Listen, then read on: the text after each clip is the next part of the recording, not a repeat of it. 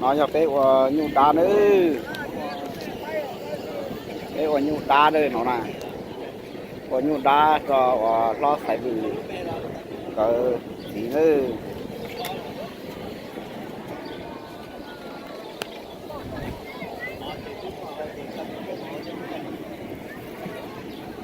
nhu đá đây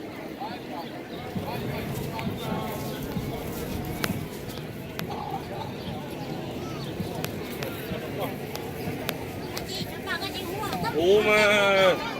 없어 nhu đá đây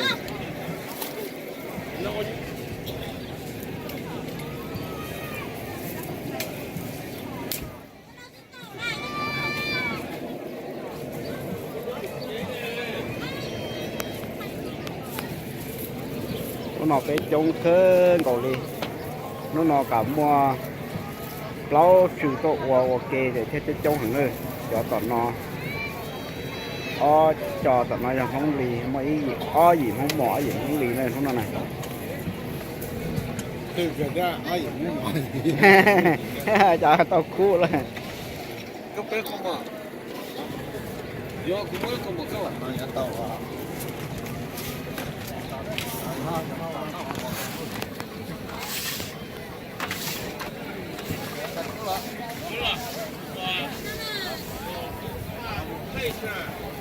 nè chống cân còi đó cho trận tá tỏ của dùng nó mua nữa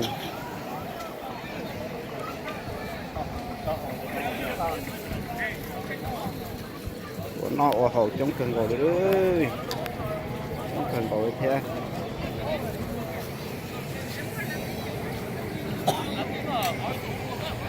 chống cân có không ạ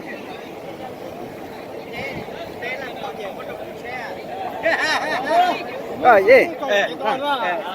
là thao nhiều cái đồ xe mà thao à? Thao nhiều cái đồ xe này, thao nhiều cái mà này cho giờ gì đấy?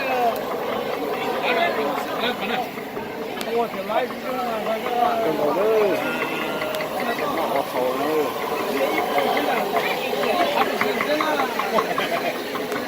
Rồi,